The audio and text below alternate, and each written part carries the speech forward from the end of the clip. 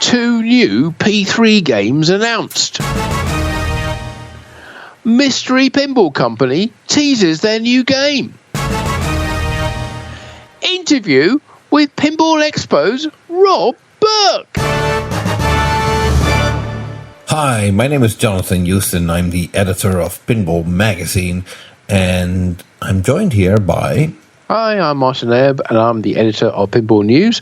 And Jonathan and I are here to look back on all the pinball world's exciting news throughout the month of September 2023. And, well, it wasn't a huge month for news, but there's still plenty of new game launches to bring you, lots and lots of software updates, and, of course, we are, as we mentioned in our headline, going to be looking forward to what's going to be coming up at Pinball Expo, which is later this month in October. Yeah, which is the longest running annual pinball event in the world, and it looks like it's going to be a very interesting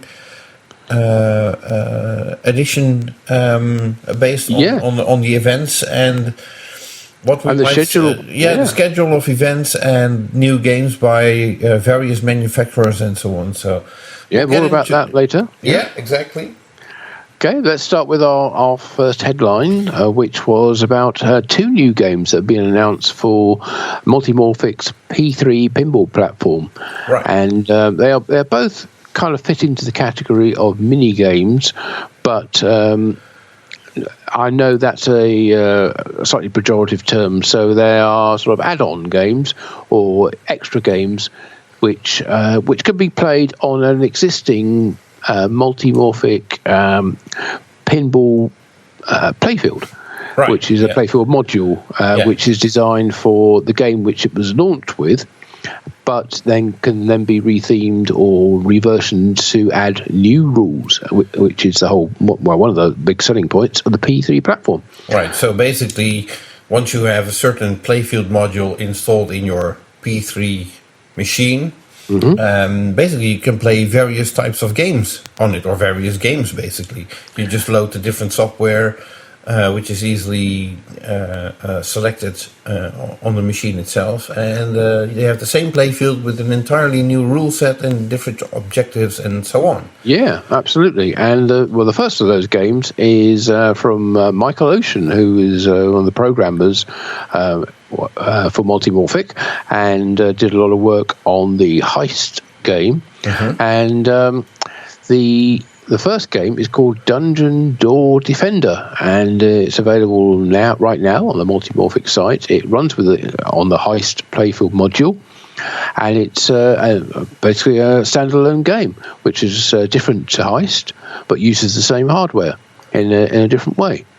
Okay. So if you want to know more about that, then it's available for just $199 for the game, which is pretty impressive. Yeah. And it's been streamed by Buffalo Pinball. So Kevin from Buffalo Pinball streamed it. So if you go for twitch.tv/Buffalo Pinball, you can see that game being played. And if you go to the Multimorphic website and go to their store, you can read all about basically what the game is and how you can buy it if you have the Heist playfield module. Right. Yeah. So. And there was a second title. There was indeed a second title. You may remember we reported a while ago on a whole new playfield module and software game called Drained. It came from Nick Baldridge. Yeah, for amusement only. For amusement only games, indeed, is his company. Well known and before his bingo podcasts and for making bingo games, and also as a co-writer of the Coin Up Cauldron series with Ryan Claytor, of course. Right. So, but he has done a number of games for the P3 pinball platform, and the latest one was Drained, which came with its own module, as I say. But now he has brought out an add-on game for that module, which very much like the way Dungeon Door Defender works with the Heist playfield module. Drained Bite Size works with the Drained playfield module, but it's a completely different way of playing the game. starting straight into a vampire battle with a countdown score, which you need to defeat the vampire before the score reaches 0. Basically, every target and shot counts down the score, but there are ways of increasing it and the ways of shortcutting killing vampires. But if you kill the vampire, then you get a 10,000 point boost, and you can then start you can either immediately start a battle with the next vampire, or you can wait a little time for the intro to start, in which case another ball gets added into play. So there are 15 vampires in all to get through. So if you wait long enough, you could potentially have up to 16 balls in play at once, which I'm not sure whether that's a record or not. I think we may have had something similar in the past. But the P3 pinball system allows you to have that many games. That many balls in play. At that time it was 15 balls. Right, so you can have 16 now if you do not lose a ball. Basically unplayable. It's going to be pretty tricky to keep those balls in play without losing any. But there's an awful lot of stuff about this. There's a big article on Pinball News. You can read all about it, including lots of quotes from Nick about how the game works. And probably the best news of all is that the game costs a mere $99.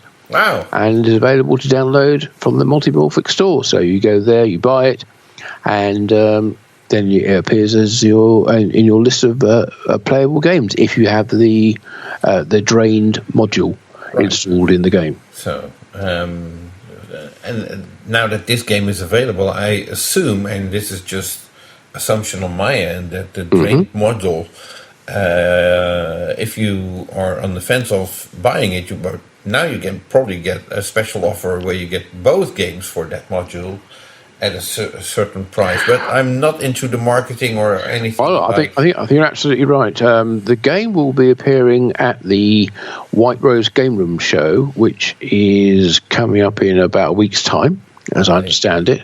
Nick will be there with his For Amusement Only Games stand, where the game will be purchased, available to buy along with the module. And if you buy the module and the drained game from him at the show, you will get the add-on game, the bite-sized game, included for free.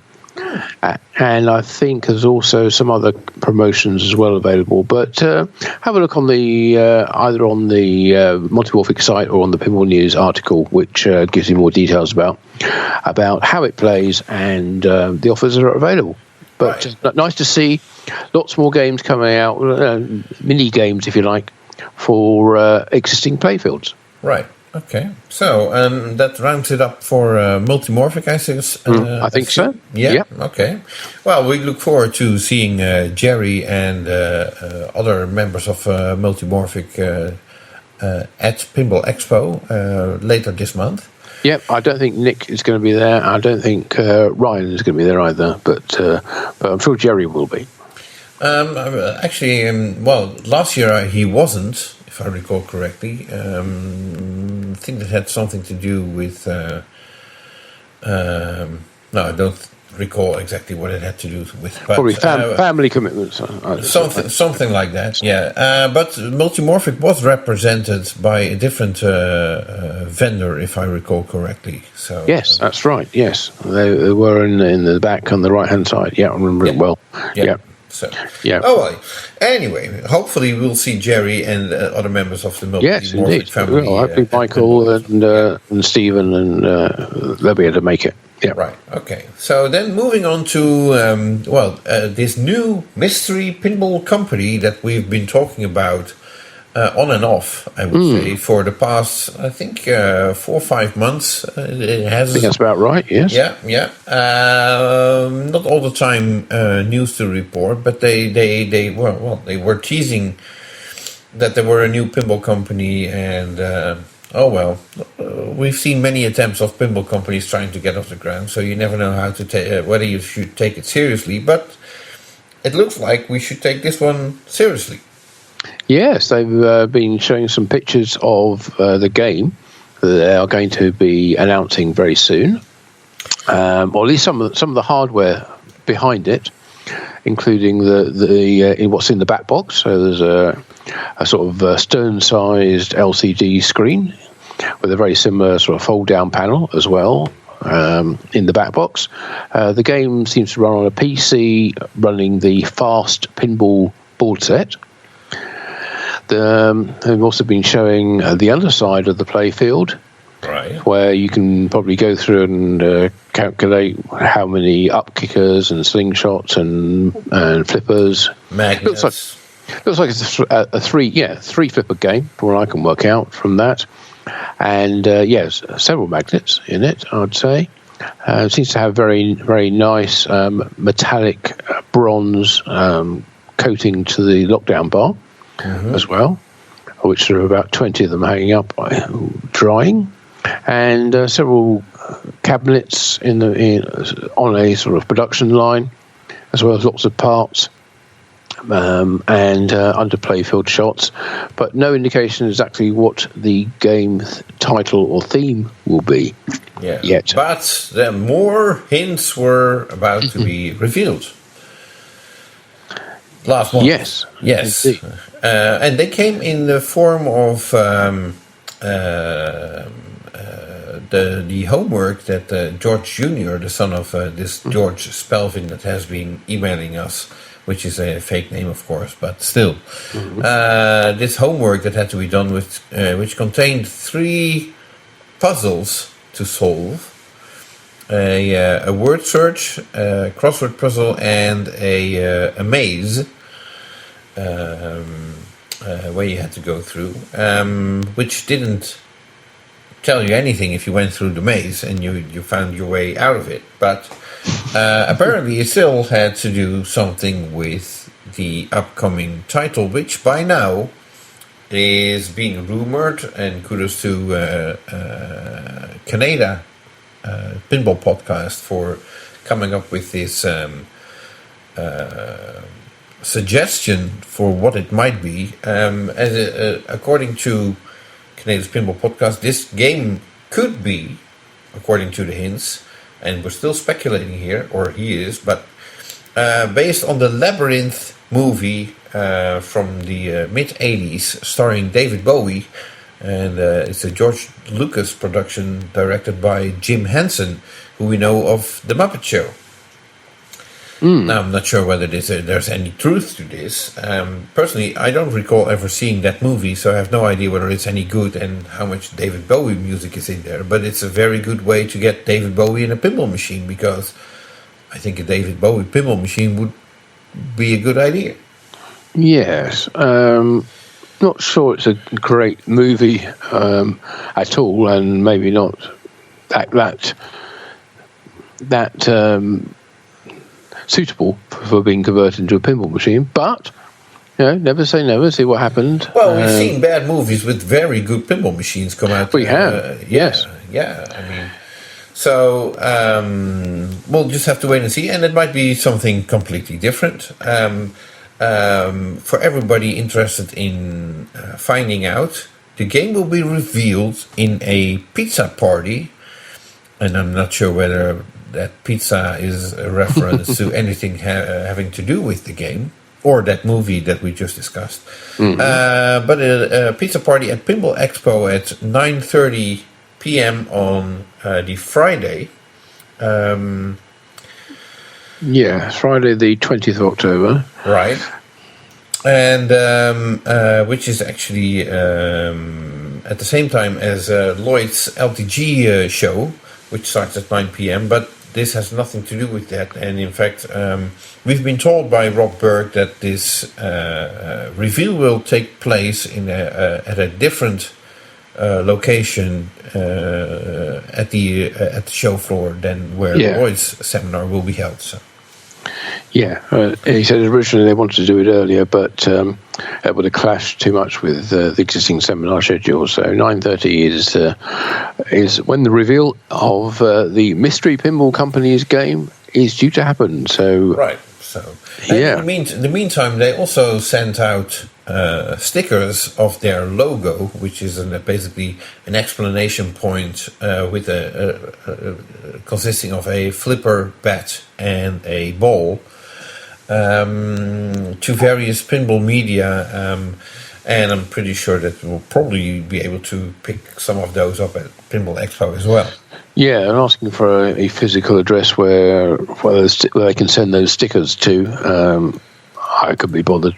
To be honest, it's just a sticker, yeah, but those will be worth money on eBay later on.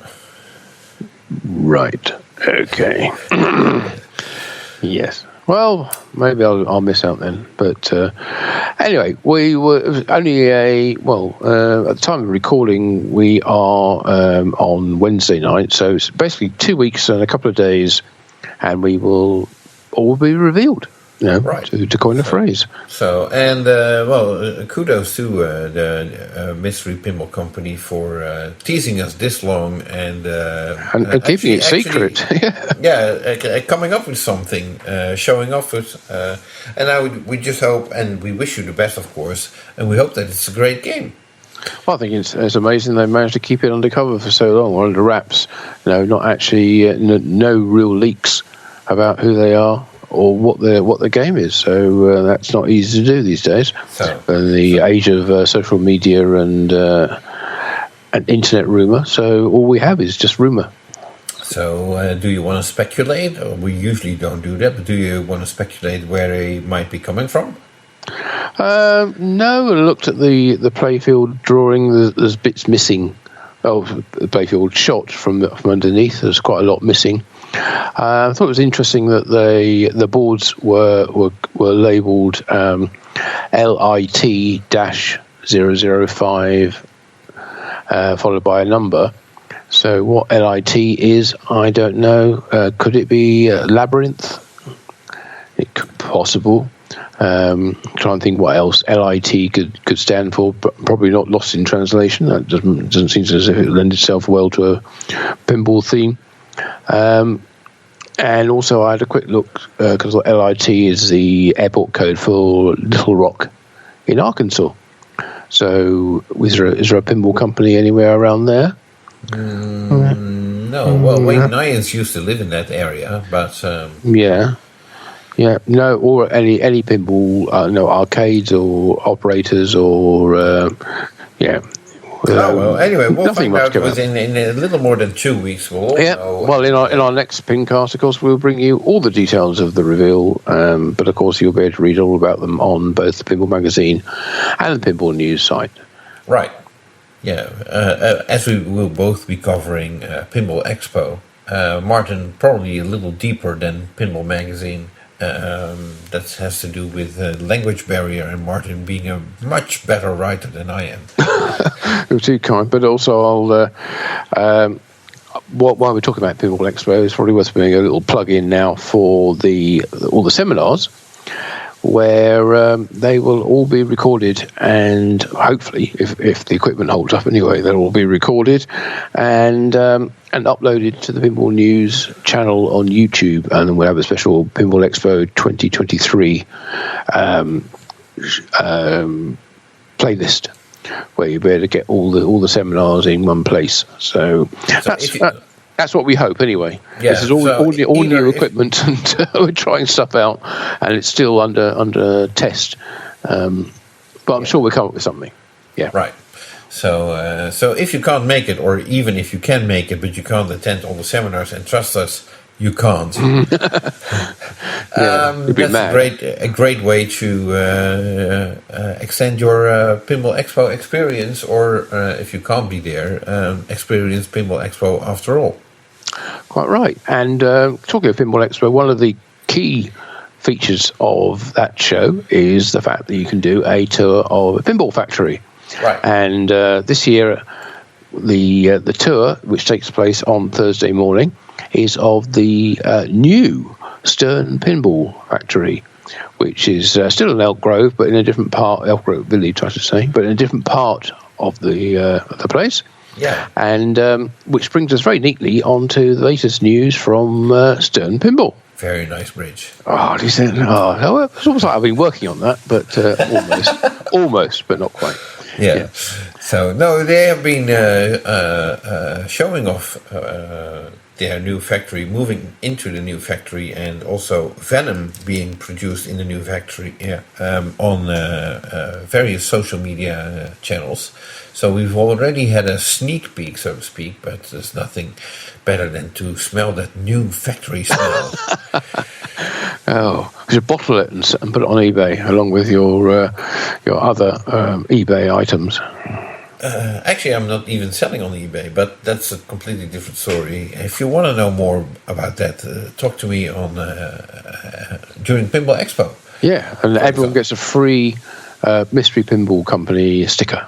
I don't have any. At least I don't think I have any, because I misunderstood that email, and I sent them my email address because I think that's what they were asking for. So, well. Okay. And I haven't been home for a week, so if they send something mysteriously, by the time it arrives, you'll be over in Chicago, I suppose. But anyway, back to Stern. Yes, new pinball factory. Yeah, video of the starting the move to it, which, but that's not the only video, though. Oh no. No. Tell me more. Oh yeah, you tell me more. So, I tell you more. No, they did they released a making of Foo Fighters video, which is a very nice video, which doesn't feature the Foo Fighters at all, but the game, yes, and of course the team behind it, Jack Danger and Zombie Yeti is in there, I think, and one of the programmers and. God knows. I watched the video, but it was a couple of weeks ago, so forgive me for not exactly recalling who were in it. But in the same style as we've seen with previous making-of videos, Stern does one for almost every game that they do.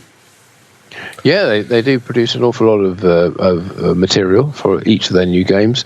But go over to YouTube and have a look on the Stern Pinball channel over there, and you'll be able to catch all of it. Right. Yeah.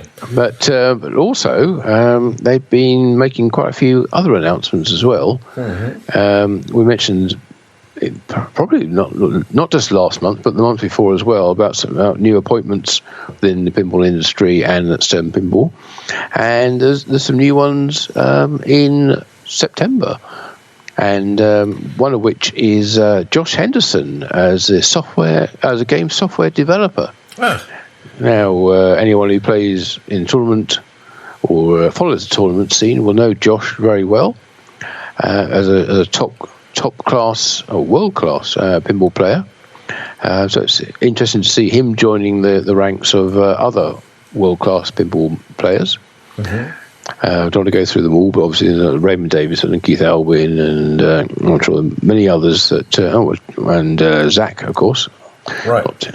All working at Stern Pinball and developing, in his case, developing game software. So congratulations to him. But also they announced... carry on. Not to go off topic, but actually, come to think of it, there's actually quite a few very talented tournament players, pinball players, working for pinball companies these days. I don't think that used to be the case in like the 80s or the 90s. The programmers and the designers, they never competed in pinball tournaments. I think Lyman Sheets may have been one of the first. Yeah, I was trying to think how far back we'd have to go, because going back a long time back to Pinball Expo, they used to have the flip out tournament. They also have a industry division, which was for people working in the game industry, but they were not allowed to compete in the sort of in the main flip out tournament because they had inside knowledge of how the games worked. So that would make it quite difficult these days, wouldn't it, for main tournaments? Because awful lot of the top players wouldn't be able to compete in the open or the flip out tournament. Well, it would give everybody else a better chance. Well, that's true. Yeah. So anyway, getting back to the recent hires. Yes. of last month. Continue, please. Yeah, well, as I mentioned, there was a chap called Joseph Marchfield who has been appointed as marketing manager.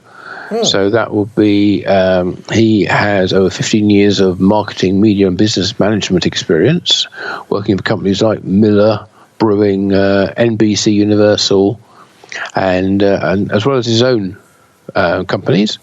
And he will be working with Zach, who is director of marketing. So he's the marketing manager, and Zach is the director of marketing. Right.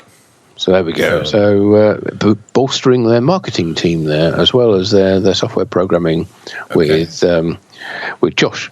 Right. Okay.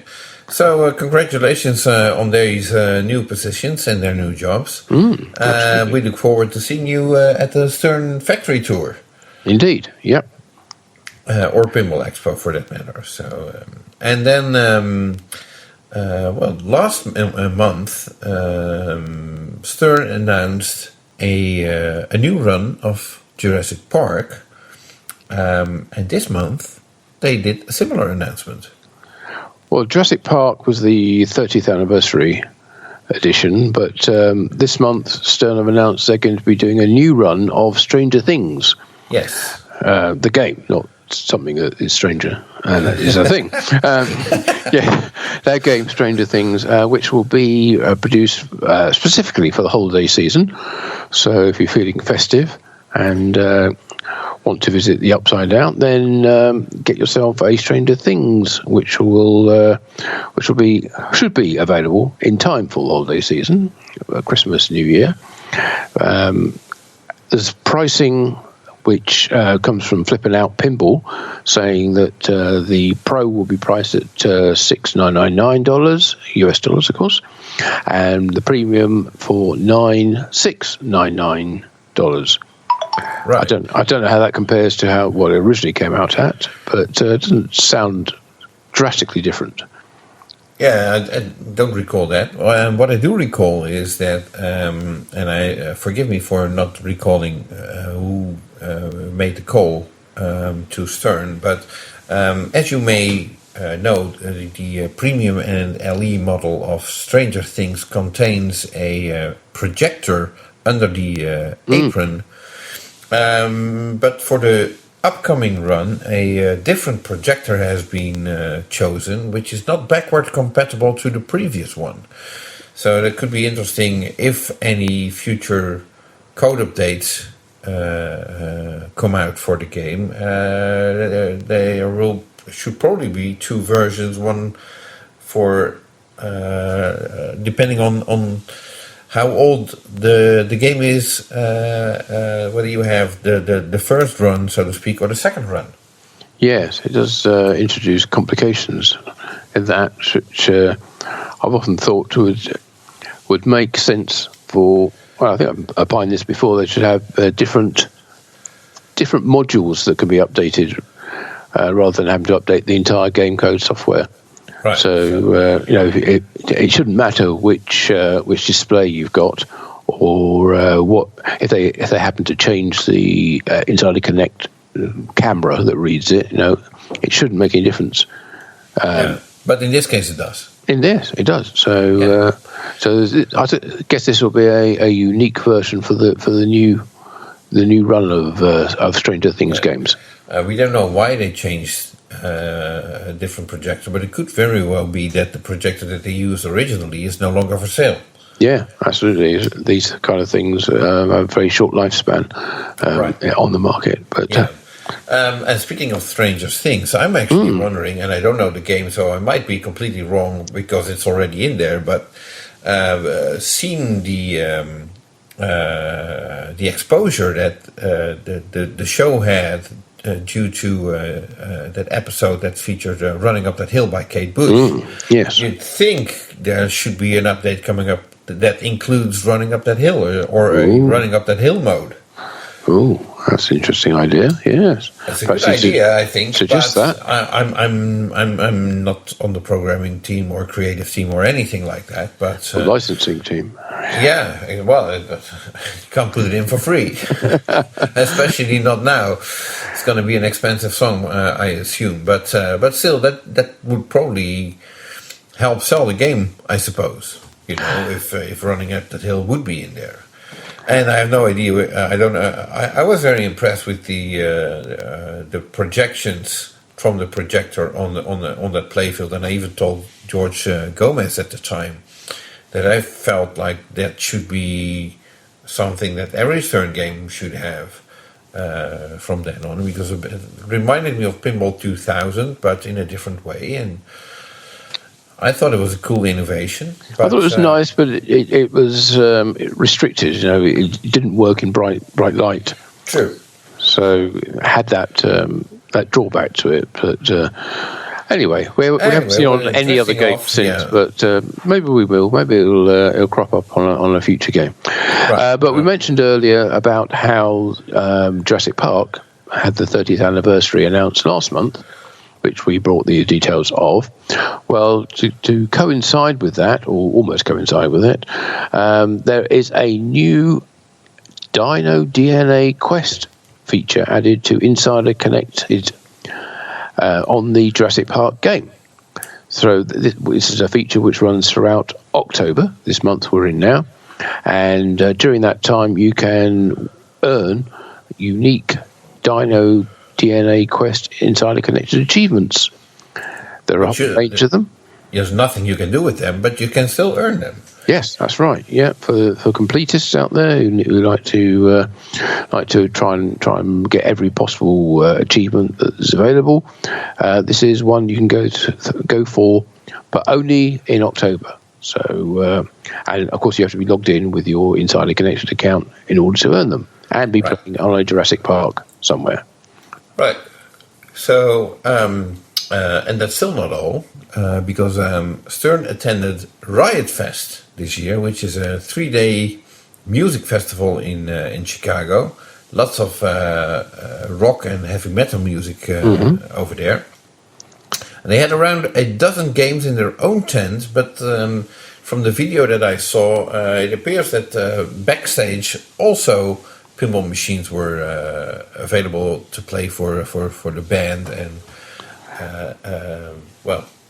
roadies and that kind of personnel, so to speak. Obviously strategically placed so it would look good in the video. So a pinball machine just next to the stage, I mean, if they're going to put it in a dark room somewhere else, it's not going to look that good in the video. So, but it's a good exposure for pinball, I suppose. Yeah, indeed, and moves it into outside the regular pinball crowd, which is a good thing, and gets who knows, might lead to a tie-up and a licensing deal in the future for another music-based theme on a game. Mm-hmm. Now, one of the stories we mentioned before was about Stern linking up with the University of Illinois for their Fighting Alini football team. Well, that's been extended again this year for 2023, and Stern has announced the 2023 roster for the University of Illinois name, image, likeness program, where representatives of their football team serve as brand ambassadors as part of Stern's effort to support student athletes at the University of Illinois Urbana-Champaign. You'll be wondering what on earth this has got to do with anything, if you're anything like me. And to be honest, it's a bit of a pet project, I suspect, for Stern. Sounds like more like a PR project. So it is, but a very restricted audience, I would say, because it's only for the players and their teammates who will be playing Stern pinball games. The press release will have a bigger audience than these young athletes playing these games once or twice, maybe. Yeah, well, if you're wondering exactly why Stern are teaming up with the University of Illinois, here's a quote from Dave Peterson, co-owner of Stern Pinball. It says, "We're thrilled to partner with the Fighting Alini players second year in a row." Dave Peterson, that is co-owner of Stern Pinball, and Illinois Illuminous. So he went to college there. And another quote from Zach Sharp says, "In order to support these talented players and introduce them to the game of pinball that is so near and dear to my heart." That's Zach Sharp, Director of Marketing at Stern Pinball, and another proud Illinois alumnus. So they both went to that university or that college. Okay, and so are these games going to be available to these players the entire season or the entire year? Or yeah, I think just so. We put them there for an afternoon, we take the pictures, and then we take them out and thank you and goodbye? Well, that would be a cynical view. I suspect they're going to be there long term. I mean, why not? Anyway, well, it doesn't affect any of us, and no. It's just a nice tie-in for Stern with their football team, their university or college football team. So now something that they didn't send out a press release for, which I think is probably more newsworthy than what we just discussed, and that's just my personal opinion, and it doesn't reflect on Martin whatsoever. But Great American Pinball, probably one of the closest distributors or resellers of Stern Pinball, close to Stern Pinball geographically speaking. They are offering a new Stern Pinball Alley sign, priced at $1,999 US. It measures over 5 feet long at 65 inch by 18 inch by 8.5 inch, and it weighs about 50 pounds. Wow, that's what I call a topper. Yeah, but this is not so much a topper as it is, that Pinball Alley sign that we've seen at shows where it was used. But, of course, arcades and other locations bought that sign as well. And a few home game rooms as well seem to have them. Yeah, okay, well, you need to have a big game room. And a big wallet as well. Yeah, exactly so. And Stern also did a decorative pop bumper shaped lamp, and it's looking like the classic pop bumper like we've seen on the games in the 70s, I would say, like white with the blue triangle shaped. This is where my English is not that good. So it looks like a classic pop bumper, which oddly enough Stern hardly ever uses. But still, it has the Stern Pinball logo on it. And the good news is it's not that heavy as the Stern Pinball Alley sign. This one cost you $449.99, so basically $450. 18 inch by 10 inch, and it weighs about 5.5 pounds. So and there's more info on that on the GreatAmericanPinball.com website if you're interested in those. Totally good. Okay. And I expect more resellers or distributors will be offering these, but apparently Great American Pinball was the first. So kudos to Mike. Nicely done. And we'll see these probably at Pinball Expo as well. I'm sure we will, yes. They do look very attractive. Well, you've seen the Stern Pinball Alley sign. It's a huge item, and but looks great. Yeah, I think if you've got a whole bunch of Stern games, then putting that over the top on the wall looks really finishes them off, I should say. Right. Okay. So now you mentioned there was a lot of new code. Can you tell us more about that? I could do. So I will. Yes. There is basically new code for James Bond. 007, so version 0.96 came out at the beginning of middle of the month, the 11th of September. A week later, Venom code came out, with version 0.91 of that. On the same day, actually a couple of days later, tell the truth, Foo Fighters' new code 0.97, same 0.97 of Foo Fighters came out, and that has.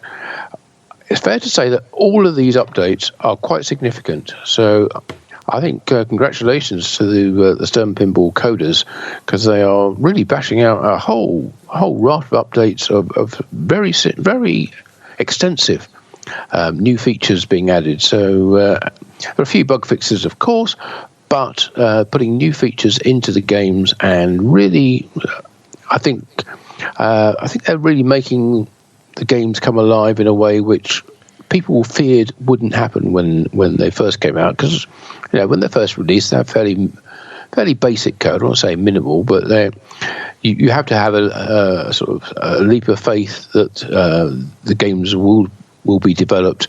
And we've seen in the past some games didn't get the code updates which they were sorely in need of, and left them kind of hanging, semi-completed. Well, Stern seemed to really have put a lot of effort of late into bringing out new updates for their recent games, and that was followed by Jurassic Park. That came out with a new version, which was only a minor one, but it fixed a couple of crashes which could have happened. And then a new version of Venom came out after 0.91 came out on the 18th of September. On the 3rd of October, literally 2 days ago, or 1 day ago almost, Venom came out with 0.92, which added a huge amount more to the game and fixed a few bugs as well. Better not go into it all too much, but there's some new battles in there as well. There's a Grendel battle and a Null battle, which is all in multiple phases, so extensive updates. And if you have those games, I'm sure you've probably updated them already, but or they might have automatically updated if they are connected to the internet. But it's really good to see Stern really pushing their code and bringing out updates and making a concerted effort, because they've been criticised in the past for being a long time between updates. Well, they're coming out thick and fast now. So congratulations to the software team at Stern. And then keep in mind that except for the Jurassic Park, all these other updates are still not at 1.0. No, there's a lot more to come yet. Yeah, so big updates now, and imagine what else is coming. Well, that's all we can do at the moment, because that rounds it up for Stern Pinball. I think it does. Yeah. So I'd like to address Pinball Brothers right now. Ah, good call. Okay. Yeah.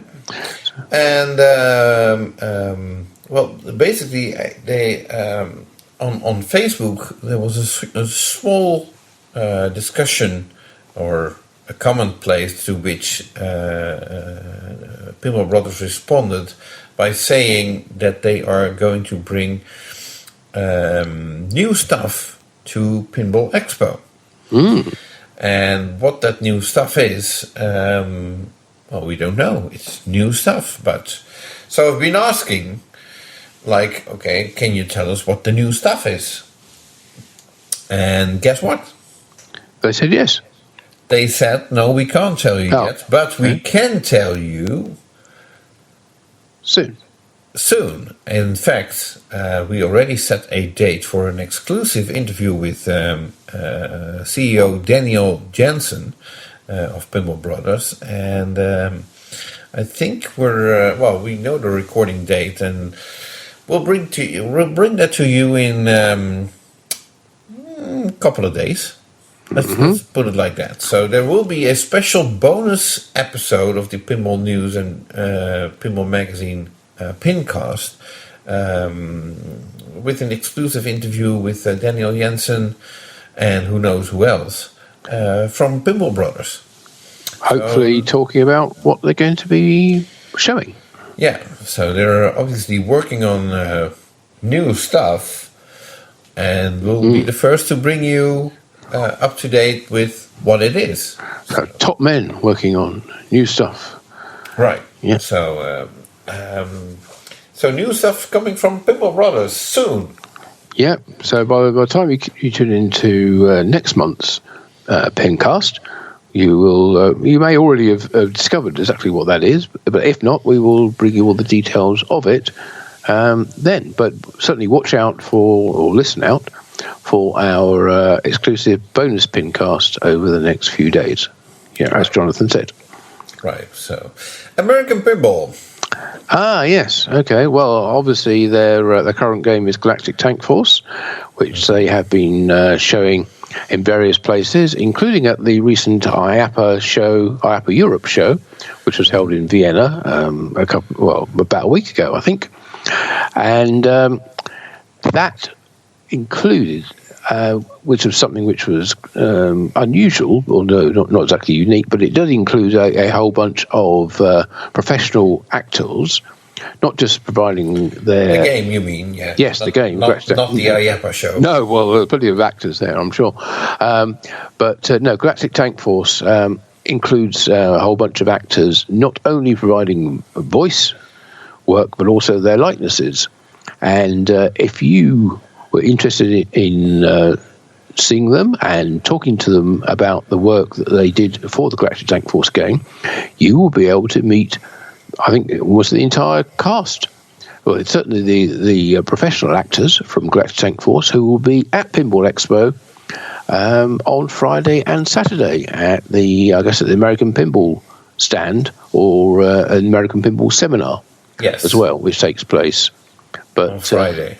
Yes, I'm just having a quick look to see if I can work out exactly what time it is taking place. But well, it's Friday or Saturday, and either way, the actors will also be in the American Pinball. Here we go. Yes, 8:00 on Friday evening, obviously Central Time. American Pinball, Galactic Tank Force, Save the Cows and Eat Ice Cream with David Fix and the creative team behind Galactic Tank Force.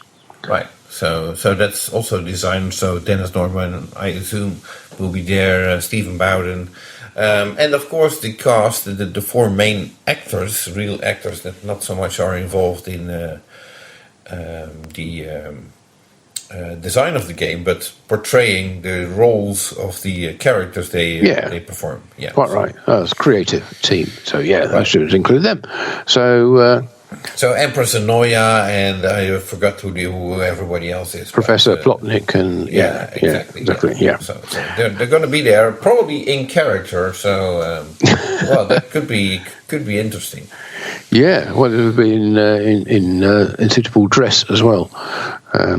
But it promises to be a very interesting and entertaining hour, 8 till 9 on a Friday night, just before the launch of the Mystery Pinball Company's game. Right. So, oh well. So, but that's not all. That's not all. American Pinball also released a game code update for Legend of Valhalla. Yeah, don't bring out too many game code updates, but this came out on the 6th of September. This is version 23, which interestingly added a jukebox option, which something we've seen elsewhere, shall we say. Well, Vikings like to listen to music as well. So. Of course, fair enough, yeah. And also added victory laps as an award, Shield of the Gods, at victory lap completion on the outlane save. Changed a few bits and pieces, added some double scoring, rebalancing some of the scores, just made it a little more complete and balanced, shall we say. Nothing huge, but it's a pretty complete game as it is, so it doesn't need much. So that's Legends of Valhalla, version 23. Yeah. Oh, and if you haven't...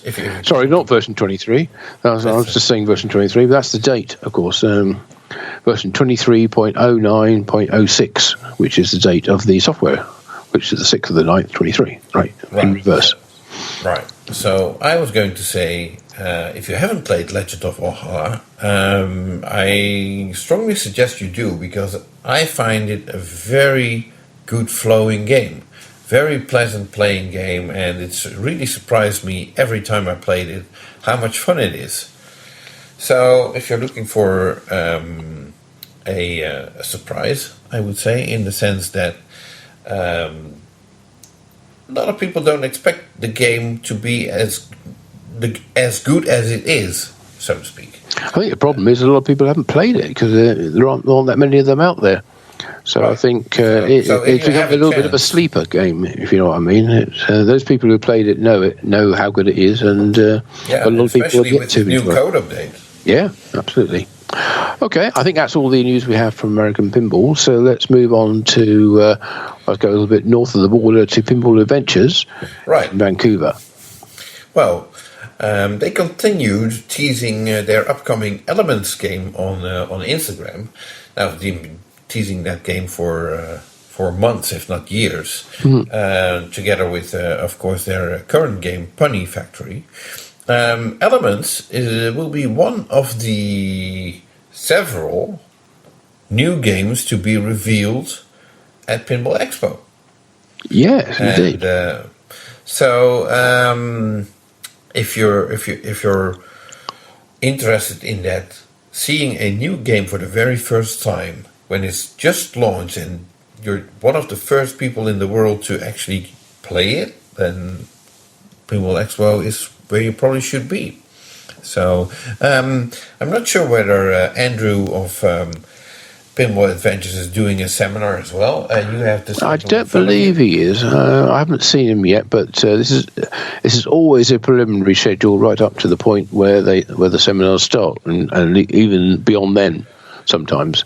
So I haven't seen him listed as a speaker yet. What a pity. But then again, the game will be there, and that's probably what matters most. And that's basically all the news there is from Pinball Adventures. I look forward to playing both Punny Factory and Elements because I'm rather curious. Like, are they any good? And especially hearing from you that Elements is a really fun layout. Yeah. And I would expect it to shoot well, given its provenance, I should say. But who knows? Until we actually get our hands on it, we can't say. But we will, if we do get our hands on it, you'll hear all about it in next month's PINcast. So we were talking about potential game launches at Pinball Expo, right. Which might. This one is for sure. Unless something odd's happened, but then again, you never know. Yeah, well, things do happen, and games aren't launched when we were expecting them to. We've had that a good few times at various shows. I don't know. That takes us on to Jersey Jack Pinball next. Yeah, because there was a new Pinball profile interview from Jeff Teolis, and he's been talking to Jack Guarneri and Steve Ritchie. Right. And Steve's game, from his first game for Jersey Jack Pinball, is expected to be announced soon. Very soon. As I understand it. But okay. More than that, we're not really in a position to say. But I think that's enough, to be honest. Yeah. Yeah. Okay. So should we comment on the theme that has been speculated for Steve's game? Oh well, you can certainly comment on it. Yeah. Well, okay. Well, when we talk, if you recall correctly. We talked to Steve Ritchie, the designer of this game. I think it was like a year and a half ago at the Texas Pinball Festival. That's right. Yeah, it would have been March 2022. Yeah, exclusive interview that we did back then. Thank you, Steve, for that. And in which you already told us that it was the game contained music. But it was appealing to a young and as well as an older audience. That's what I recall from it. And With that information in mind, the theme that has been rumored, so it's pure speculation, is that the game is based on Billy Joel. No, I kid. Either Elton John or Rocket Man or something in the likes that relates to the music of Elton John, Captain Fantastic. Something like that. That has been rumored. It's a very strong rumor. We don't know whether there's any truth to it, but that's the rumor. That's let's say it's a strong rumor. So, new game from Steve Ritchie supposedly announced to be very soon, and that interview, that Pinball Profile interview, is highly recommended to check out. So go to the Pinball Profile website, and you'll easily find it over there. But there's more from Jersey Jack. Yes, new code. In this case, Guns N' Roses. Which is quite unexpected, if I may say so. Yeah, I guess so. At least I wasn't expecting it. No huge changes this month, or in this latest update. Mostly updates to the underlying operating system, but also taking out the score bit elements as well, because obviously Jersey Jack Pinball no longer has a relationship with Scorebit, so that's no longer supported in their games. And the rest of it's sort of fairly mundane stuff about updating skill shot logic and ball search and a few bug fixes and some improvements for taking the picture of you next to Slash. But not anything earth-shattering or show-stopping, so we won't go into any more detail about it, because it's suffice to say, version 2.0 is now available if you haven't already got it on your machine. Right. Okay.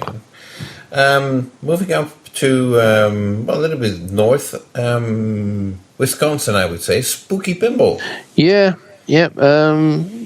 Busy building a Scooby-Doo Where Are You game. But also going back and doing some updates to Halloween. We have new software, version 1.13a is now available, which are quite a lot of bug fixes and new features in it.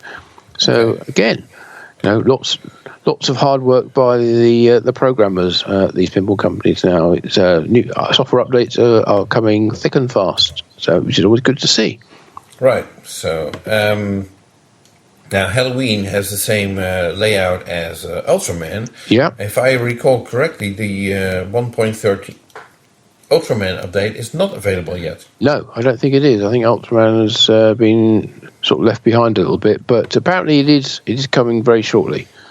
It may even be out by the time you listen to this, but when we were documenting our talking points for this particular PINcast, it wasn't available. Right, okay. And I do have a really fresh from the press Spooky Pinball news. 2 hours ago, they announced on Facebook a final call on the Total Nuclear Annihilation Collector's Editions, which is basically the 2.0 run of Total Nuclear Annihilation. There are only 2 TNA CEs left before they are completely sold out. So if you're interested in getting yourself a Total Nuclear Annihilation remake, this may be your very last chance. Jump in before they are completely gone, is what it says. And how many were they making? 250, was it? Or was it a run of 250, yes. Somehow I suspect they'd make 250 anyway, won't they? I'm sure they can sell 2. And then they're probably done for a while, and then they'll probably take it back into production at some point. Oh, okay. A Vault Edition. I have no idea how they're going to call it, but no, the thing is, TNA is a very popular game, but there's not that many in Europe, and they probably, I know there's a strong demand, but not at the price point that they were selling this upgraded version. But well, who knows? I still see a big demand for TNA in Europe, but oh well. Pure speculation on my end, but I think it's such a good game that if they are in the position to do a third run in a couple of years, I would do so. But it's all entirely up to them. So. But if you're interested in one of the last two available remakes, then contact Spooky Pinball immediately, I would say. Or your local distributor, if you have one. Yeah, well, the thing is with Spooky Pinball, this TNA 2.0 run, if you want to call it, or CE, wasn't sold through distributors. You had to order it directly with Spooky Pinball. Oh, right, okay. That's interesting. What they do about support for that then, if there are any issues to crop up. But anyway, that's more speculation. But they managed to do well so far. So. Oh yeah, yeah. Okay, I think that's it from Spooky Pinball for this month. So let's move on to one of the newer, even newer pinball companies, which is Hexa Pinball, who are based in France. Yes. And they've been showing their Space Hunt game at a pinball show. And where was that? That show was called Games in Cholet, which is in the city of Cholet in France. And from what I understand, they got very good feedback on the game. Mm-hmm. Also suggestions from people who played it for the rules and everything, and they're taking these under consideration. And slightly related to that, one of the engineers on Space Hunt by Hexa Pinball is Romain Fontaine, who is, not a name that many might recognize, but he's actually been very busy working for various manufacturers in the world of pinball, including Highway Pinball, Team Pinball, and Pinsound. Pinsound indeed, and now Hexa Pinball as well. Mm-hmm. And the French website Pinball Mag, which has no correlation whatsoever with Pinball Magazine, published an interview with Romain Fontaine, as he's French, and they cover his entire career so far. So it's a highly recommended interview, and then, of course, the tie-in is that he's working on Space Hunt as well. So that's why we mention it here with Hexa Pinball. And personally, I'm hoping that Hexa Pinball will make it over. I don't expect them to make it over to Pinball Expo. No. But I do hope they make it over to the Dutch Pinball Open which is held mid-November. Yeah, in Eindhoven. Yes. Yeah. So that would be very nice if they could make it there. But there's no official news on that, so it's just a wishful thinking on my end in this case. But do check out the Romain Fontaine interview, as he's a very talented engineer who deserves to be acknowledged for what he's been doing in the world of pinball. Yeah, so go to pinballmag.fr, and then I'm sure you'll find it there as one of their featured articles. Right. Okay, now moving on. We mentioned about Cardona Pinball in the past, who are doing their 2.0 kits. One for No Good Gophers, Battle for the Green, and also their most latest release is the Black Rose Skull and Bones. Mm-hmm. No actual news from them, other than to say that I'm hoping, if I can get my hands on a Black Rose machine soon, to be able to install the kit and do a review of it. So Or you might be able to play it at Pinball Expo. Well, I'm sure we're going to play it at Pinball Expo. Yes, absolutely. But it's very different to be able to get an in-depth review of the game where you've got, which includes the installation as well. You want to see how easy it is to fit the kit, and whereas the ones that will be at Pinball Expo will already be set up. So you may be able to see them, but you may not be able to understand exactly how the kit is installed. So looking forward to doing that, and if that happens, I will let you know about it. Okay, interesting. So, I no longer have a black rose. So Yeah, I used to have one. It was a parts machine, but interestingly enough, it is just a side note. I sold the game last year, and I figured this is whatever. This guy that bought it, good luck with it. He got it working up and running in, I think, less than 3 weeks. I was amazed. Oh. Because I thought it was a parts machine, parts missing, boards missing, and he got it completely running, and kudos to him. So, side story, but okay. Anyway. Okay, so carrying on about events in the Netherlands. Mm-hmm. Ooh, nice bridge. Oh, you see. I've been practicing. Not much, but a little. Yeah. Okay, so Dutch Pinball, yes. Yeah, I've had a feeling you were heading into that direction, yes. Well, nothing is predictable. I didn't see any news from Dutch Pinball, but I did see a short video, a sort of looped GIF, if you wish, that showed a Big Lebowski game with new illuminated, animated art blades for the side inside the cabinet, so to speak. For the Big Lebowski, so you have basically the various stars and shapes that are also part of the apron. Yes. Mm-hmm. These light up in a sort of sequence. There's this technique with foil that lights up in 8 or different layers or so, which is probably used for this. But it looks very nice. Not sure whether it adds anything to the game, but it's a very nice mod. It fits the theme. It's not available yet. I understood this was like a prototype. Not sure whether this was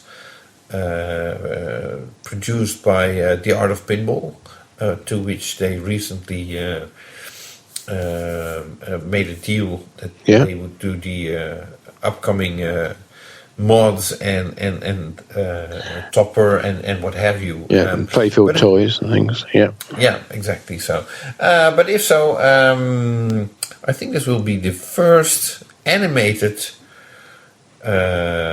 illuminated side art blades for a pinball machine in the world. I don't think I've seen that ever before.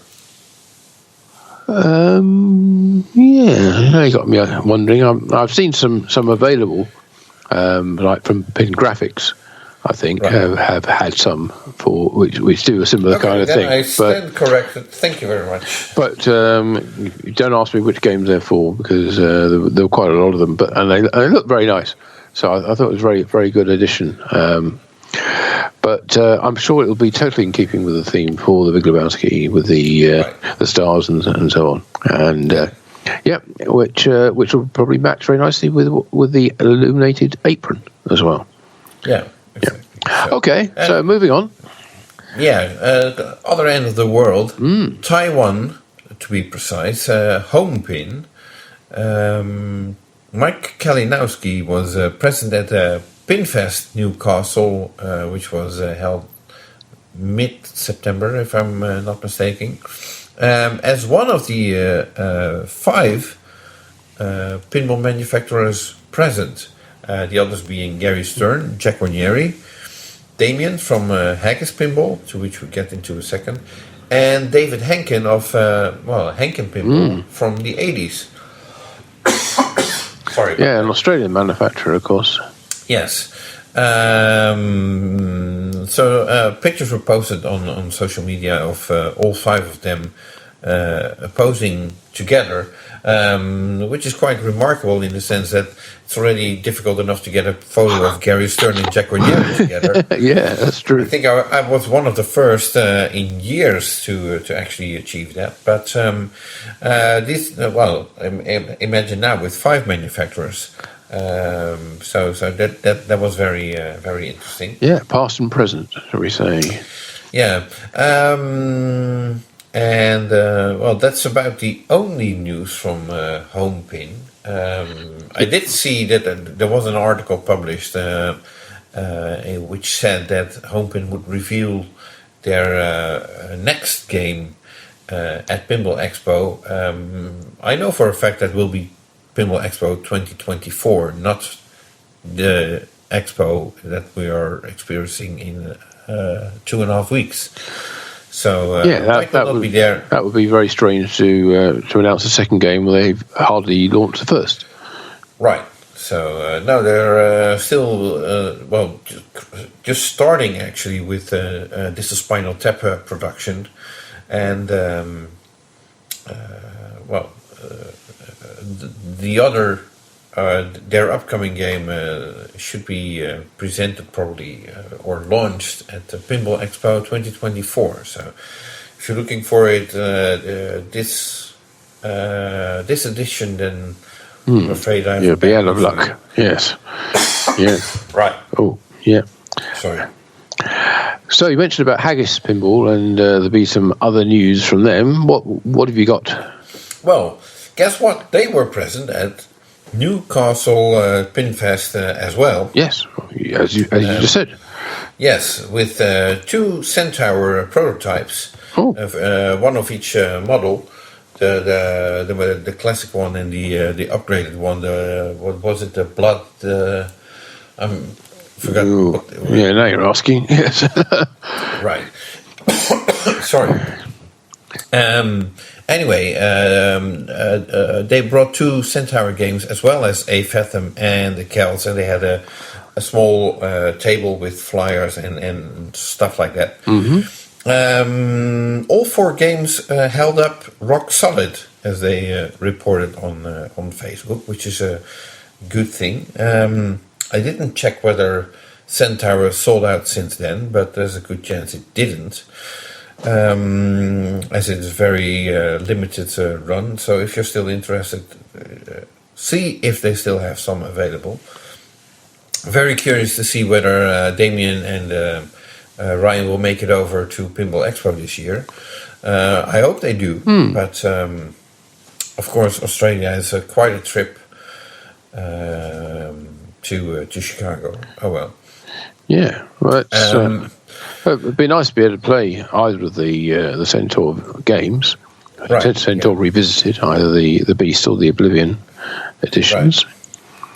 Beast, that was Blood. Sorry, forgot. Yeah. Anyway, and at the beginning of September, Damien also posted a video update on his Facebook page, in which he said the company is on track with the production of Fathom, and they still expect to finish the entire run of Fathom before the end of the year. And of course, then they will be moving on production to Centaur. Mm-hmm. Okay. And that rounds it up for Haggis Pinball. Jolly good. Okay. So what else have we got? Well, we mentioned about IAPA Europe being in Vienna earlier in the PINcast. There was another company who was there. We mentioned about RS Pinball having a big stand with various manufacturers, but they weren't the only one with pinball machines there, because Bittronic were there from Spain, and they had 3 models or 3 machines from their Super Hoop game, which their stand looked very similar to the one they had at EAG Expo in London in January, where they had 2 Super Hoop machines. So they had an extra one for Vienna, and again it looked like one of those machines was sort of had its playfield up so they could demonstrate to potential buyers how the game was constructed and how it looked under the playfield and inside the cabinet. So effectively, there seemed to be 2 playable games there and 1 demonstration game. But good to see Bitronic there, still with their Super Hoop game, and hope it sells well for them. Right. So, and we didn't mention it when we were discussing American Pinball, but now that you mentioned the IAPA show where Bitronic had a stand of their own, David Fix of American Pinball attended the IAPA show as well with a Galactic Tank Force game present in the RS Pinball booth. So hopefully that resulted in some sales to European operators. Yes, and also there was a distributor there as well, SAF SAFF Amusement from France, and they had an Oktoberfest game on their stand too. Okay, Yep. okay. So drifting off, but still more news to come. I think Bitronic. That was all the news that we could find. It's very quiet on their end, but it's good to see that they're still building new games. There was a story that I read, and I'm not exactly sure who brought it first, about the Kingpin project from Circus Maximus basically being dead. Now, if you may recall, Circus Maximus was formed by Pythonangelo to continue his legacy and to basically get Pinball Circus finally into production, because it never got past 2 prototypes, or possibly 3 now, I would say. As we've seen another one at Pinball Expo being presented, but this was a project that James Laughlin took on. I reached out to James Laughlin to verify whether there is any truth to the story of the Kingpin project and the circus. The Pinball Circus project, both being dead. I didn't get any response from James, but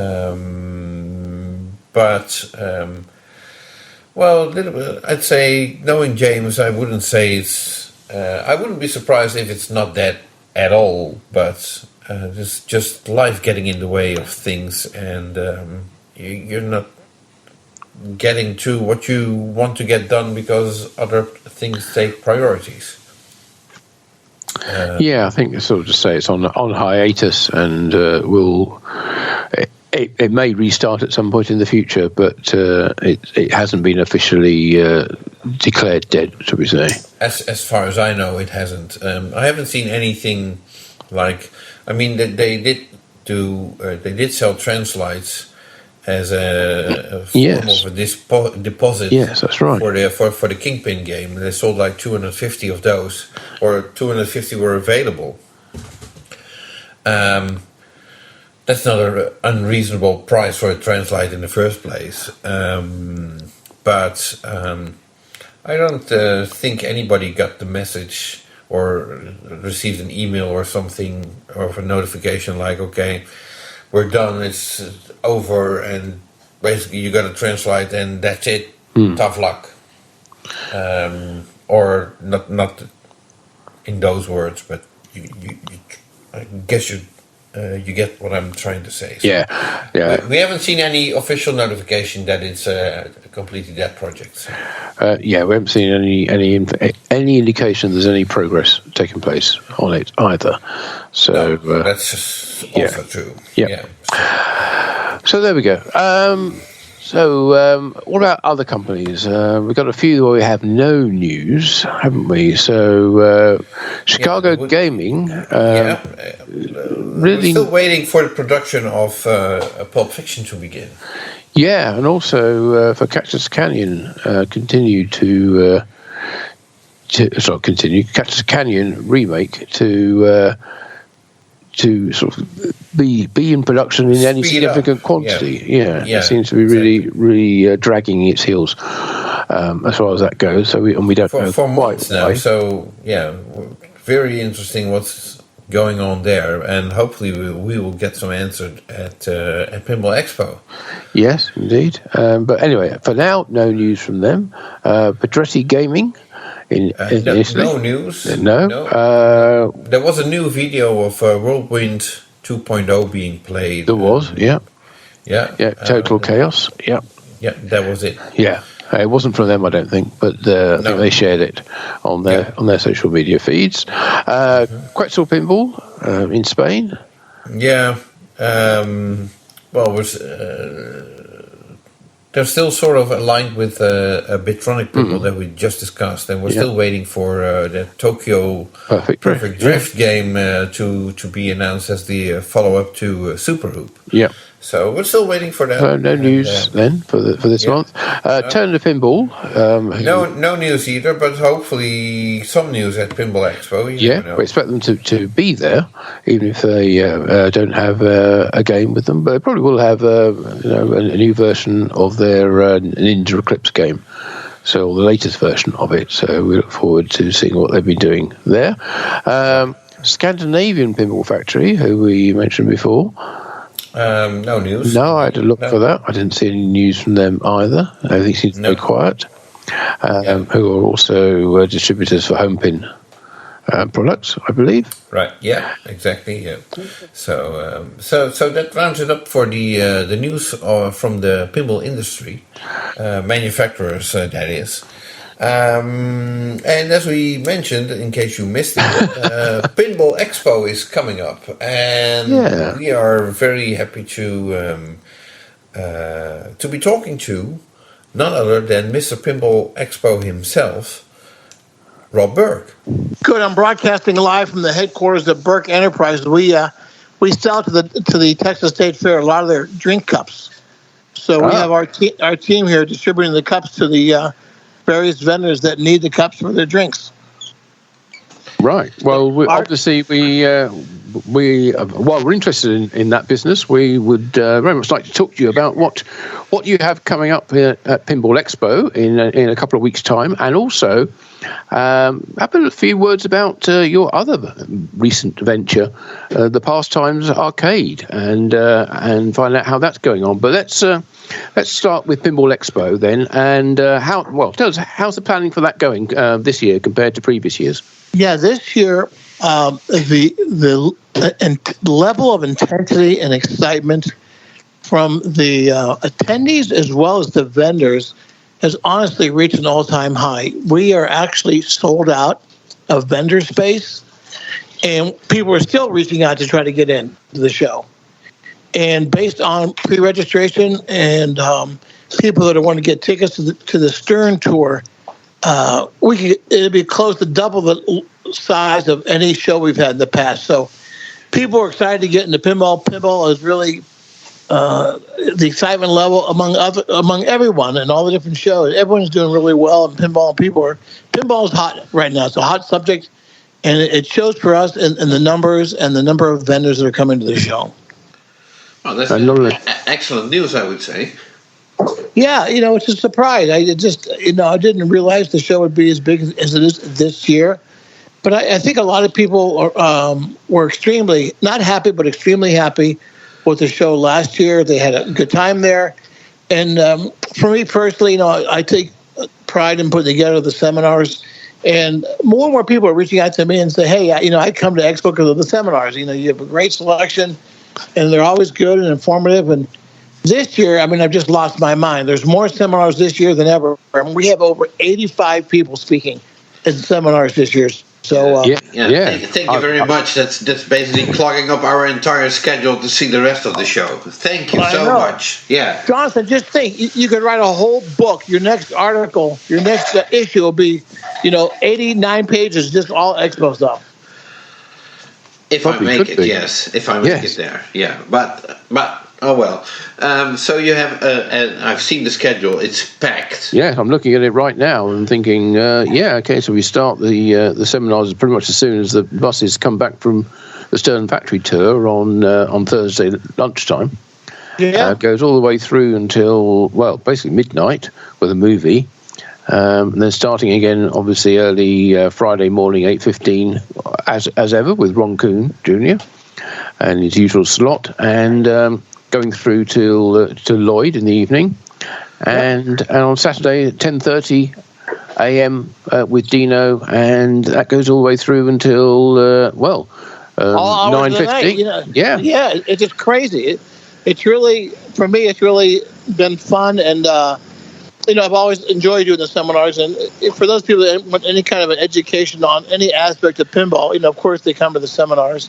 Not everyone does, but those that do really really enjoy it a lot. And we have so many different manufacturers doing their part in speaking at the show as well. So we have that, plus a lot of new speakers, just about everything A to Z. I mean, it's so encompassing. I can't even put it into words. Right. Yeah. And you have, and we mentioned it already, the Stern Factory Tour, which will be at their new facility. Yeah, so that should be very, very interesting. Even myself, I'll try to get on that first bus just ahead of Jonathan, and just enjoy that. Yeah, well, unfortunately, I won't get a chance to go to that because I'll be in the seminar room setting up everything for recording and the AV stuff on Thursday. But Martin, I will get you every handout. I will get it for you. I'll grab only one from my buddy Martin.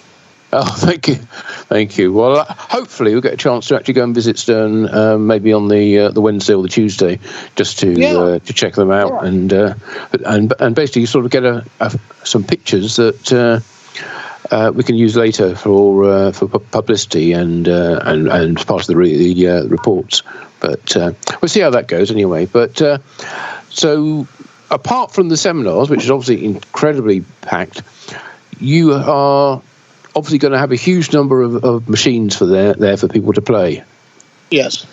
So and are these coming from your new pastimes location, or are these in addition? Obviously, you've got people bringing games as well. Yeah. So that's a good question. But yeah, I'll be bringing games from the pastimes. And what's good with these games at pastimes is, we're playing them every day. So, we're keeping them in 100% working condition. So that's a plus for me of bringing these games, because there's a good chance that they're going to hold off for the weekend. Plus, we bring our normal staff to be there to fix whatever does go down. But we're going to have a lot of games with guys. There's no question about it. And just to clarify, if people were thinking, I know it's quite a long distance to go from Expo in Schaumburg to Pastimes in Girard in Ohio, but if they were thinking of doing that, the Pastimes is closed for the duration of Pinball Expo. Is that right? Yes, it is. That's a good question, because some people have actually reached out already wanting to come that week, but I just said, sorry, we're going to be closed. And for the whole week, we're pulling games and getting ready for the Expo. Plus the return, we're going to come back Monday and start unloading Tuesday and get ready for our opening on Thursday.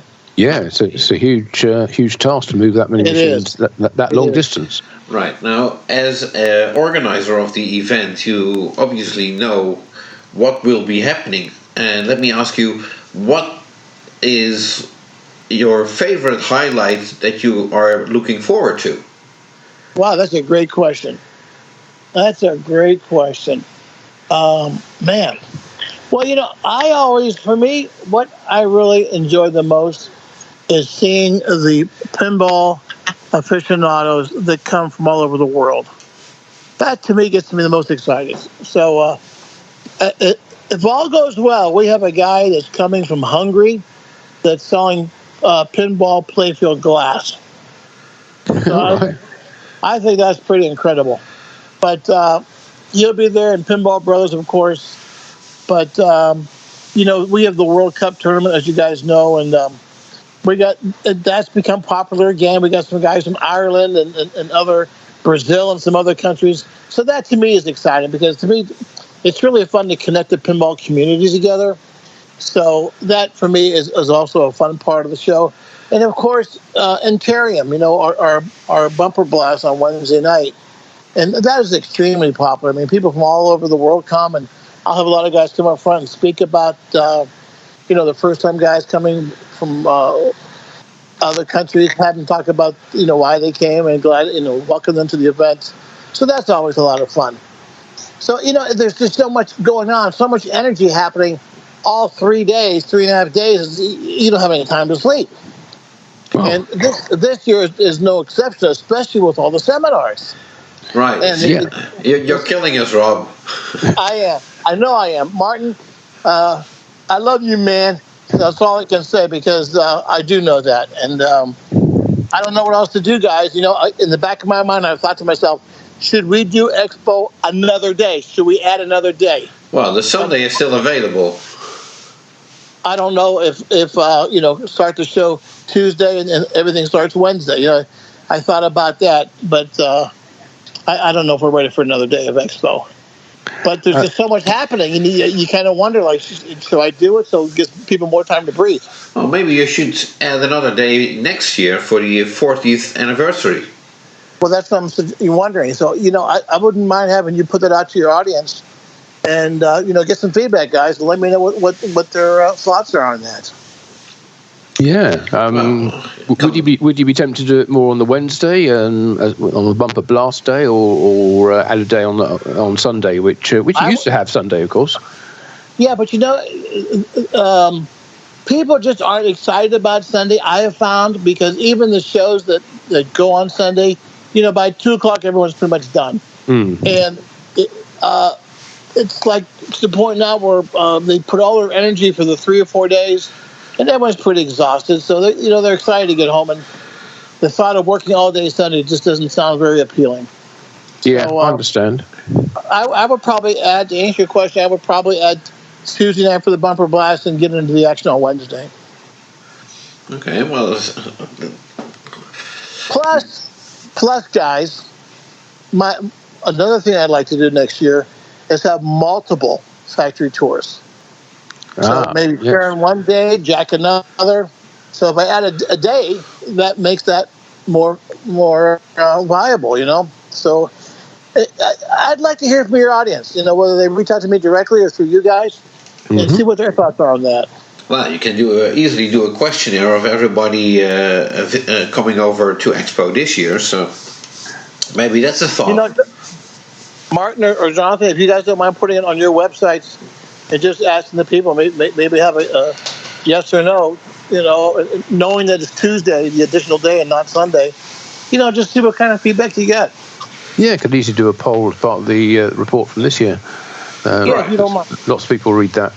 So we mentioned earlier about the bumper blast being the kind of like the official launch of Pinball Expo on the Wednesday night.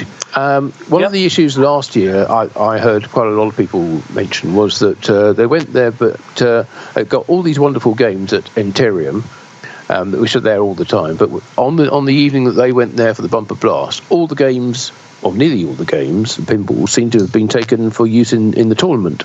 So there was hardly anything to play. And we're all aware of that, as well as Interium. So they are making a big concerted push to have a lot more additional machines just for the Expo attendees. So they are aware of that problem, and hopefully this will be addressed, and it'll be addressed correctly, and that will be a thing of the past. So Interium will have their tournaments at the same time as the bumper blast, similar to last year. Well, what I think they're going to do is they're going to start it sooner, so it's done sooner, and then that way, we'll have more time for ourselves. Okay. So we mentioned earlier about pastimes, and that's obviously been something which has taken up a big chunk of your time over the past couple of years, pretty much, since you first found the location for it. Can you give a sort of a brief summary of how and why pastimes came into existence, and basically what people who are interested in going there, what are they going to find? Well, you're going to find here you got this crazy guy from Ohio that has got all these games, and he's sitting there thinking to himself, what am I going to do with them, number one? And then number two, thinking, I have nowhere to put these games to even play them and enjoy them for myself. So I was driving down a very popular street in our area, and I see this grocery store that had been closed for like 2 or 3 years. And I thought to myself, maybe, just maybe. So I made an inquiry, and the next thing you know, I bought it. It's about a 30,000 square foot grocery store, and made the deal, and then spent the next year or so, year plus, just tearing the whole thing down. And just now I'm here with Josh. He helped me work down there, and he's saying it was 3 years in the making. It was. But we had, it was a lot of construction, a lot of moving, a lot of cleaning. And, you never know what you're getting into until you buy it. And then one surprise after the other, including a roof that leaked that I didn't know anything about. And if anyone knows anything about big flat roofs, it costs a lot of quid to fix it. Yeah.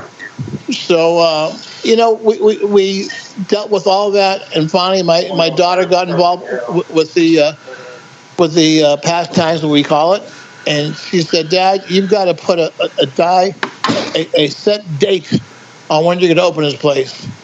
Yeah. And I don't know. She says, I'm giving you 3 months. You got to shoot for something. So we put it in writing, and we worked and made it happen. So in the beginning, we had games that weren't playable or games that just weren't working real well. But after 3 months, every single game's been cleaned. Every single game's gone through.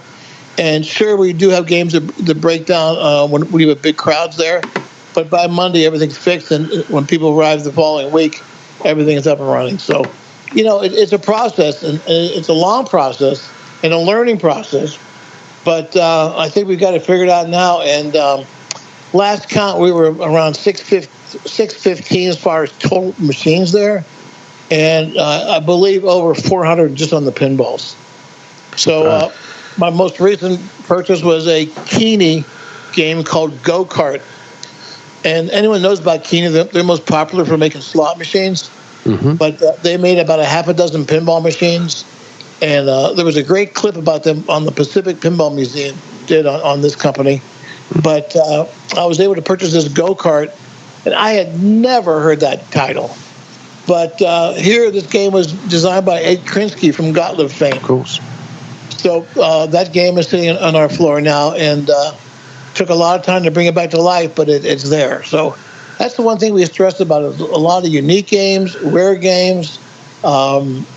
I have a Kubert's Quest pinball from Gottlieb that you don't see every day. And when I put it on the floor, the playfield was really pretty rough.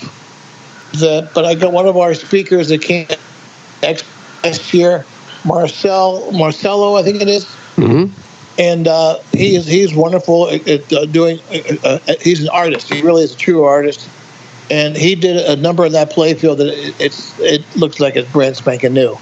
So that's exciting to me to see things like that happen, because my whole goal is to bring these games back to life, reproducing back glasses that need reproduced. I got 25 gun shooting games, which, you see 1 or 2 here and there, but to see 25 in one row is pretty nuts. Right. But I got games from just about every manufacturer you can dream of. Sounds like a place to visit, but not during Pinball Expo. You're right. It is. There's just no way you can see it in one day. It's amazing the people that have traveled there so far. A lot of people from Chicago. This one guy came 2 or 3 weeks in a row. He came for 2 days, went home, came back for 2 days. But, we have a very large number of Spanish and Italian games that are up and running. So that, to me, is also exciting to see those games. And we'll bring a lot of those games down to Expo again. People get a kick out of seeing some of those games. Now, although this is your venture, that you don't actually run it on a day-to-day basis, do you? Yeah, we're 4 days a week. You are there 4 days a week? Well, that's the staff is. Yes. We still have family business, but I'm fortunate my wife and some of my kids have pushed forward to help out and be involved and work the show or work the pastimes and be there. And, I'm lucky to have a family it's all encompassing and it's all embracing in this venture. So they help with the Pinball Expo, and they help with pastime. So it's almost like, Dad, what are you going to be up to next? Yeah. So is there a manager of the place? An overall manager? Mike Hale. Uh-huh. Yes, that's what I thought. Yeah. Okay. So Mike's going to be busy there. Now, one of the big problems, of course, with any large collections is maintenance. So how easy was it to find people who can actually fix these games and restore them with such a wide range of machines? From the very newest to the back in the 30s. So I hired Mike Hale, and he's more on the newer or on the later EM games. He's very good at. So he helped a lot. But I have a fellow, in fact, he's giving the seminar on the first seminar Thursday at 1:00. Mike Gullo. Yeah. And Mike is my solid state repair guy that, I'll bring him to Expo, but he's going to share some horror stories of some of the craziest things that happened to him. But he's very, very good at fixing the solid state games. So I'm lucky to have him. And then I'm lucky to have Ron Kuhn. Now, Ron Kuhn used to work for Scott. Mm. So Ron comes down 3 days a week to help me out and fix games. And Ron not only is good with the pinballs, but he's good with the jukeboxes. He's good with video games, and he's good with off-the-wall manufacture. So amazingly to me, but he's taken a liking to fixing the foreign games, and this includes the Spanish games, the Italian games. Mm-hmm. So it's crazy that it's a gift from God to have these guys be there, because without the repair techs, you're dead. I don't care what kind of company or what kind of arcade you have. Without a good guy to fix the games, it's tough. But every single game is up. Every single game is running. And 98% of the games are working every week. It's fantastic. Yeah, absolutely. Yeah. You can't hardly comprehend it. To go into one place to have so many games working. And I mean, I'm the first to admit it. But these guys, stay on it, and I'm very lucky to have a team like that. Okay, well, good for you. And we're lucky to get that many games from that collection coming over to Expo as well for other people to enjoy. Yeah. Now, Jonathan, I know that maybe you can't make it to Expo, but you're still welcome to Pastimes. I appreciate that, Rob. Thank you.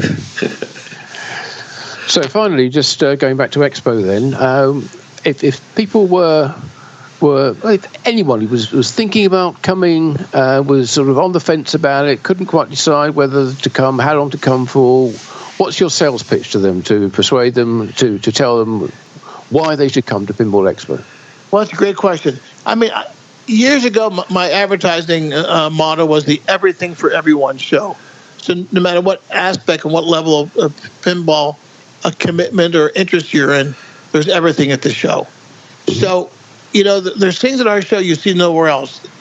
Some of the guys have shows where they bring in some of the artists and designers, but not the breadth we do. There could be 40, 50 guys, coming to the autograph session, for instance. But to tour the factories is unless you live in Chicago, you can't tour the factory. And for that matter, they don't just open the door to everybody who walks around the block there. They have to have special permission, or in this case, you're part of a group with Pinball Expo. So it's a very unique opportunity to get treated like royalty by the manufacturers and to meet some of these head honchos. I know for a lot of guys, I remember that Martin Ayub came in one year and he just couldn't believe meeting all these guys for the first time. So, it blows your mind to meet these guys and talk to them. And Steve Ritchie, is this guy, is he breathing? Is he a robot? No, he's like anybody else. He'll sit there and talk to you. So this is a unique opportunity to meet these guys. Plus, you meet people from all over the world. So, it's like going to a class reunion. You meet people, you make friends with them. And there's just so much energy in the room that you don't know where to start first. And when you leave with a feeling of satisfaction, like, man, this was worth my time and then some, because the opportunities of meeting people, seeing things, learning from the seminars, and seeing all the vendors. And a lot of the vendors are very unique to our show. They don't see any other shows. So there's so much to see and so much to do. that when you wrap it all up, it's just the best value for the money that you can imagine. Right. If you're into pinball. Right. And we've come a long way. I wouldn't have said this 10, 20 years ago. But, at this time now, we know I'm here in Schaumburg, and we have right now we're renting a double hall, which is about 70,000 square feet. And just to give your readers an idea of what it was in the past, when we were at the hotels, guys, we had 25,000 square feet. So we've almost tripled that in vendor space. And next year, I booked a third space. Next year, we're going to be at 100,000 square feet. Wow. So my job is just to find everybody and their uncle to put up a booth in there and showcase their wares, because that's a lot of space of just pinball. A lot. Right. But this year we did it. So people should come this year for the 39th, and then they can come again next year and see how much bigger you've made it for the 40th. There you go. Yeah. But there is another aspect of the show that I do, and that is my son is into the retro video games, the Sega, the Atari, the Dreamcast, and PlayStation games. Well, the console games. The console games, right. Yeah. So we got about 10 vendors that do that. So that's more for my son. And they add a little bit of an interest and a little bit of a novelty to the show. But by no means is it the main part of the show, but it is part of the show. So there's a little bit of everything for everyone. And how do you describe it, guys? I mean, you guys have been on the show. You're better selling the group than anybody, because you see it from a different perspective. And Martin, for you to be there and for you to be there, and even for the seminar, the level of seminars that you used to do compared to today, it's just crazy. It is. I mean, I would say that there's so much going on that it's very hard to keep across everything, because you've got all the tournaments taking place at the same time as the seminars. You've got the prize draws. You've got various contests going on for homebrew topper contest taking place. Yeah, that's a new event for this year as well, I believe. And the homebrew, like you said, the homebrew is becoming so popular. The area we have for homebrew is growing more and more. And as we've seen in the past, that very often leads to people getting jobs and careers within the industry as well. Yeah, that's Dave Fix is my vendor chair. He set that thing up, and and got Ryan a job. He had the Sonic homebrew game, and he got a job in American Pinball. So Dave, right. keep that offer going for anyone this year. That there's no guarantee, but he will give you an audience if you create a game and bring a game to the show that's really outstanding. Yeah, well, it's your chance to get to meet these people first before they're famous, I guess. Yeah. Plus, a lot of these guys aren't getting any younger. Dave Christensen used to come every year, but the guy's in his 80s now, and it's hard for me to get him to come to Expo. He has a hard time getting around. So come see the guys when they're still here, still well enough to be here. And these are a lot of the people that help form the basis of this hobby and the history of this company, of this hobby. Right. Yeah. Okay.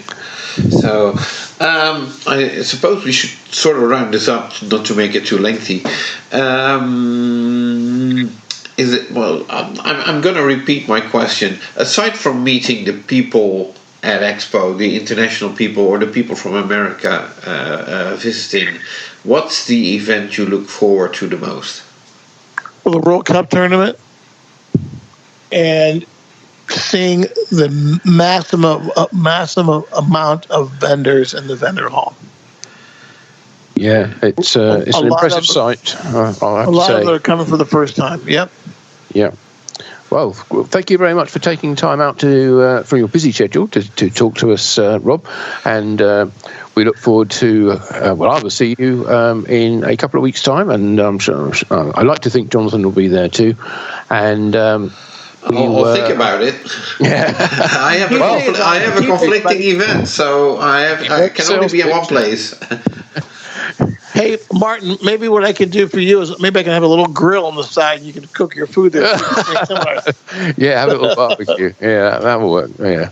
Guys, I want to thank you for reaching out to me. I want to thank you for always a pleasure, Rob. The media that you guys do, because you guys help connect the world. So you're a big part of this hobby, and I appreciate it. It's our pleasure, and thank you for joining us on this special guys, interview. Thank you. Thank you. Bye-bye. So thanks to Rob for bringing us all up to date on what's happening with Pinball Expo and his Pastimes